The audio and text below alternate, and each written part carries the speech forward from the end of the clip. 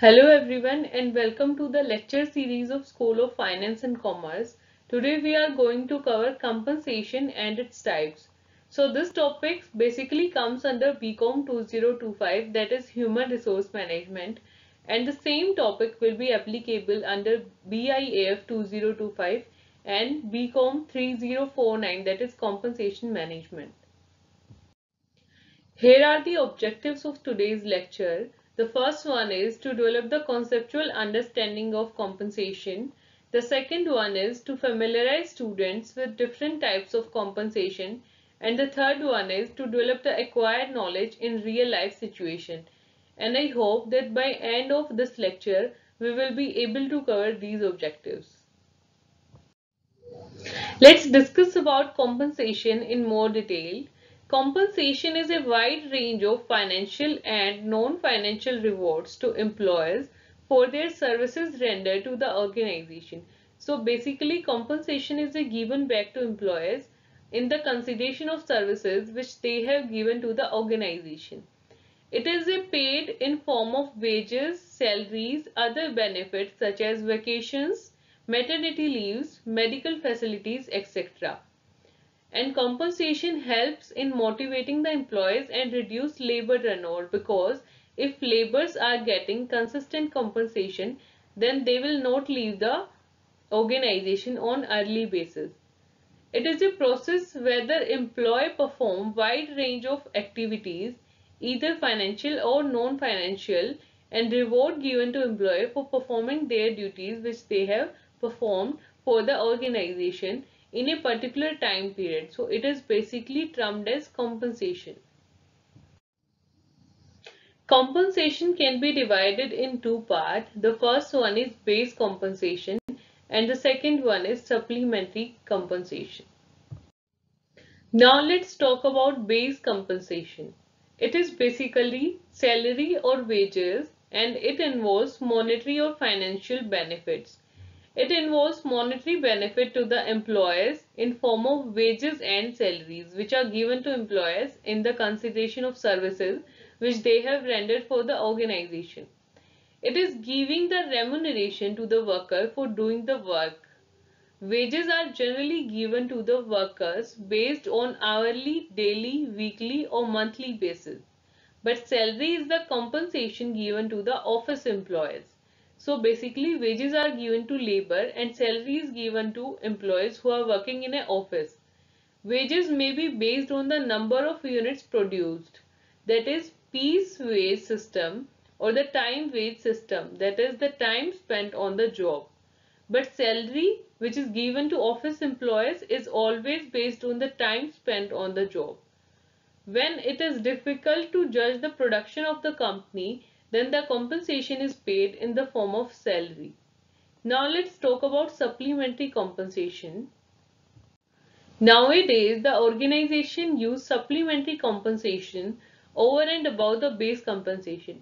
So basically, supplementary compensation is addition to the base compensation. It helps in satisfying the employees as well as retaining them for the longer time period. Because if we are giving them supplementary compensation, then they will remain in the organization. It can be given in the form of various services like housing services, medical services, educational facilities to children. Supplementary compensation is also called fringe benefit as well as hidden payroll to the employees. Fringe benefit are basically those benefits which are given in addition to the base compensation or in addition to the base salary. The basic purpose of fringe benefit is to maintain efficient human resources in the organization and to motivate other employees. So I hope now we are clear that base compensation is the basic salary or wage, and the supplementary compensation is basically addition in that base compensation. Now let's talk about the basic wage. Wages are basically given to laborers who are working in factory. Basic wage are foundation of pay packet. These can be segregated or divided into three types. The first one is minimum wage, the second one is fair wage, and the third one is living wage. Now let's talk about minimum wage. What is this minimum wage? These are invariably paid whether company is big or small. It doesn't matter that how much company is earning or it is not earning profit. These minimum wage will always be paid to the workers or the laborers. This is a type of remuneration which enable employee to live in a reasonable comfort or in a situation in which they can reasonably live or get settled down. This type of wage has fixed amount of remuneration according to the provisions of Minimum Wage Act 1948. So minimum wage is always decided under the provision of Minimum Wage Act 1948. The second type of basic wage is fair wage. These are above minimum wage but below living wage and received by workers performing work of equal skills. The factors which determine fair wages are productivity of labor, that how much they are producing, wage in similar occupations under the industry, level of national income and its determination, and employees' capacity to pay. And the third type of wages are living wages. These are the highest amount of remuneration, and these must include basic amenities of life, efficiency of worker, satisfy social needs of the worker, and education and retirement facilities, etc. So living wage is the highest form of wages or the remuneration. Now let's talk about the methods of wage system. Methods of wage system can be of three types. The first one is time wage system, the second one is piece wage system, and the third one is incentive wage system. Now let's discuss about time wage system, and we can also call it day wage system. This is the oldest method of wage payment. Time is made a basis for determining wages of the worker. So basically time is the element on the basis of which wages of worker will be decided. Under this system, the wages are paid according to the time spent by the worker, irrespective of his output of work done.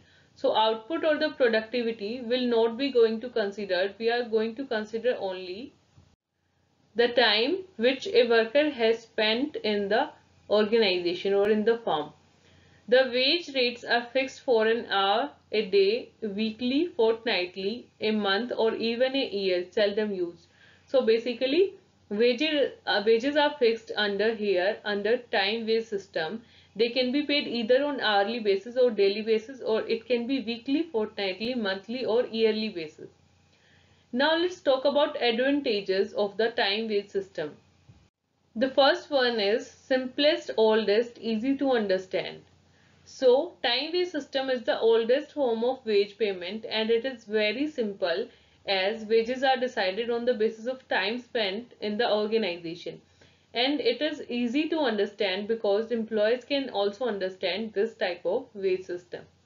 The second advantage is fixed earning, no suffer from temporary loss. So the earning of the employees are fixed here under time wage system, and if temporary loss occurs, then the employees are not going to suffer from that. And the third advantage is no pressure to speed up production because they are getting paid on the basis of time spent in the organization, not on the basis of unit of the production. The next one is can concentrate on best method of learning. Again, because wages are paid on timely basis. And the last one is objective method because there is no biasness occurred because wages are already fixed under here. Now let's talk about disadvantages of time wage system. The first one is no incentive for better performance because wages are fixed, and these are fixed on the basis of time spent, not on the basis of units produced. The second one is guaranteed wages makes worker indifferent because they are not going to affect the worker because they are getting fixed wage. And the third one is supervision cost high. So supervision cost is always high because worker will not work in an efficient manner because wages are already fixed. Now let's talk about suitability of time wage system. Where mind is involved in policy making and quality of work is especially important. So in that case, we can use time-based system. And next, when supervisor know what constitute a fair wage or a fair day's work. And next is when workers are new and learning the job. So at that time, we should not consider that how much unit they have produced. At that time, we fix wages on the basis of time-based system. And when collective efforts of a group of persons are essential for completing the job, at that time we can also use time-based system. Now let's talk about piece-based system, or it can be also called as payment by results, which workers have produced.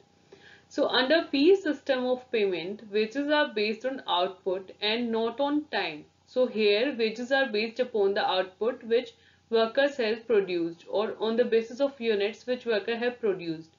There is no consideration for time taken in completing a task because if workers are given compensation or wages on the basis of units, then they are going to do their task perfectly.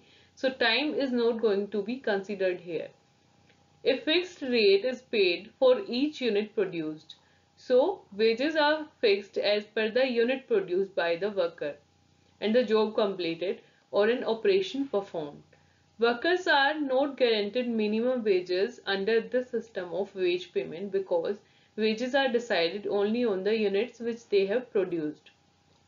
Okay, now let's talk about the advantages. The first one is direct relation between effort and reward because wages are going to be produced on the basis of units. So there is direct relationship between effort and reward. Who will do great effort, that will get obviously great reward.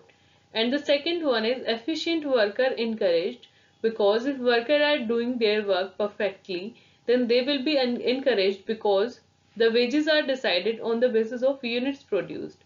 The third one is just and fair method because it only depends upon the units produced by the worker. The next advantage is it increases productivity because workers are going to compete with each other in order to produce more unit. The next one is low cost of supervision because they will make more unit as they will get more wages in consideration of more units. Now let's talk about disadvantages of piece wage system.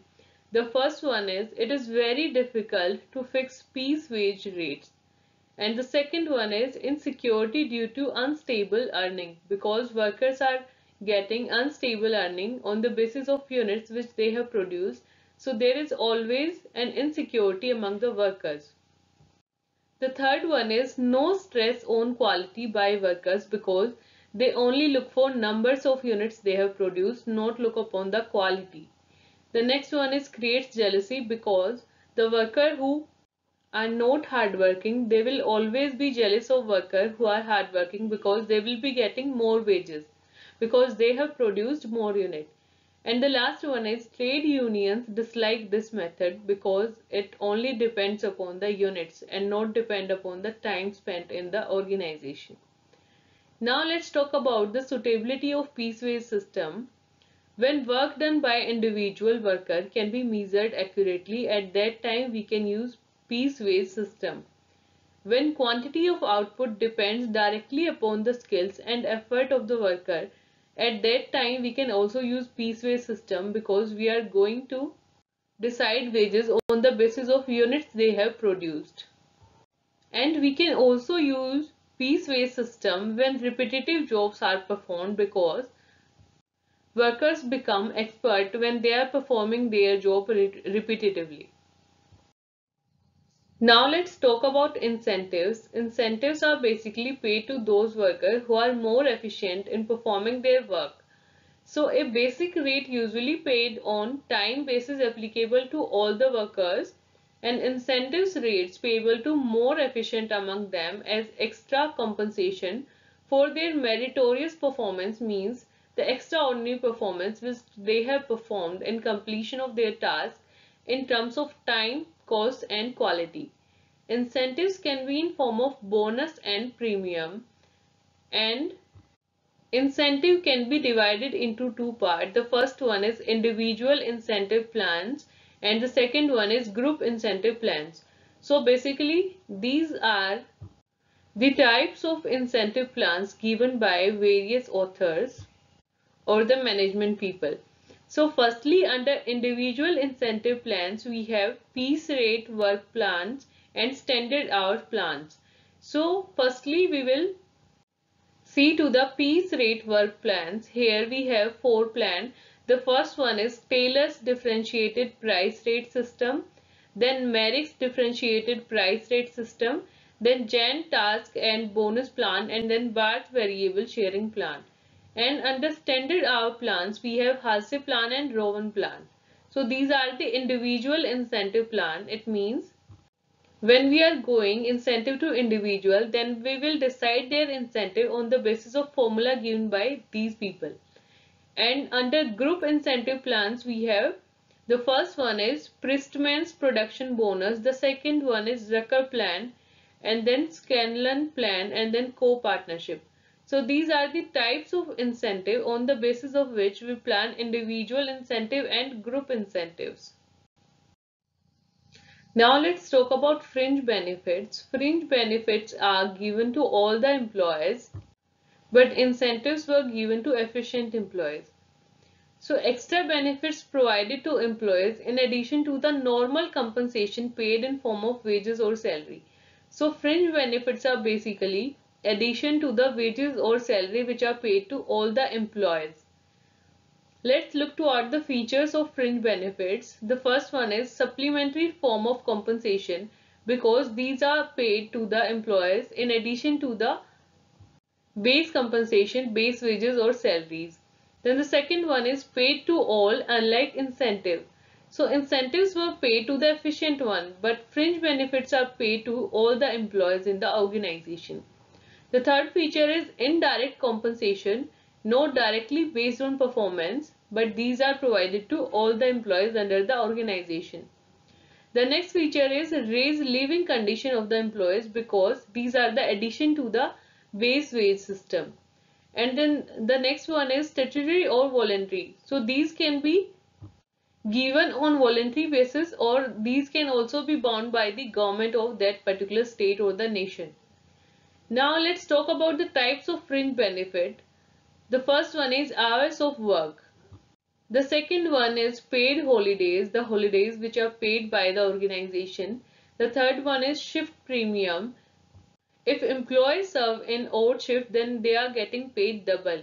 And the next one is holiday pay. If employee work on holiday, then on that case, they will also get double pay for that particular day. The next one is paid vacation, and the next one is workman's compensation, and the last one is health benefits.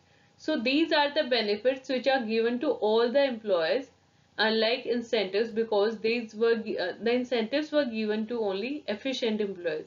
But the fringe benefits will be given to all the employees in the organization to improve their standard of living.